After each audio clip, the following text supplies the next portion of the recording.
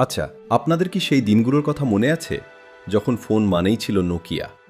আমাদের বড় ভাইদের পকেটে নীল রঙের লাইট জ্বলা সেই ফোনটা, কিংবা প্রথম যখন নোকিয়া 1100 হাতে এলো, মনে হতো যেন হাতে একটা জাদুর কাঠি পেয়েছি। সেই নোকিয়া যারা একসময় বিশ্বের অর্ধেক মোবাইল বাজার একাই শাসন করত, তারা আজ কোথায়? আজ আমি আপনাদের কোনো বিজনেস লেকচার দেব না। আজ আমরা একটা গল্পের ভেতর দিয়ে হাঁটব, একটা রাজত্বের উত্থান আর পতনের গল্প। নোকিয়া ছিল রাজা।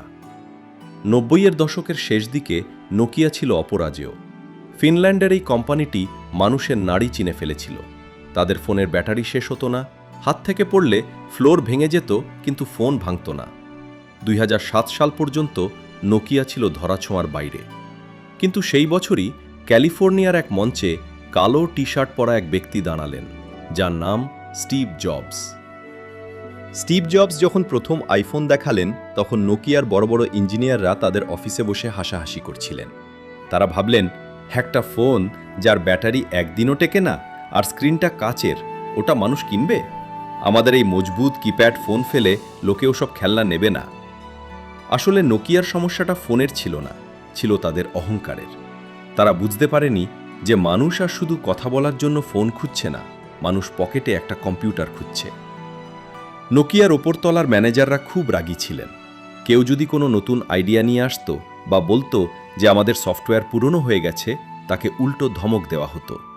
এর ফলে একটা অদ্ভুত ভয়ের সংস্কৃতি তৈরি হলো। ইঞ্জিনিয়াররা জানতেন যে তাদের সিম্বিয়ান সফটওয়্যারটা আইফোনের কাছে একটা কচ্ছপের মতো, কিন্তু তারা ভয়ে চুপ করে থাকতেন। তারা মিথ্যে রিপোর্ট দিতেন যে সব ঠিক আছে।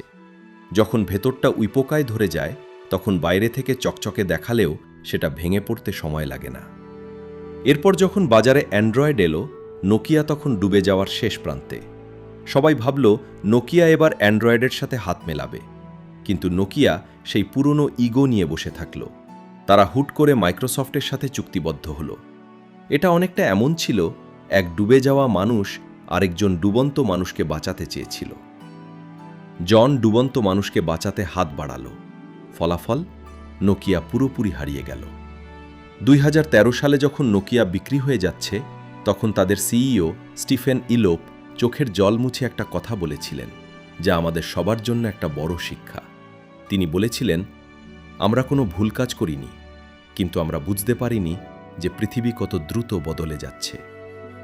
নোকিয়ার এই গল্প আমাদের একটা বড় সত্য শেখায়।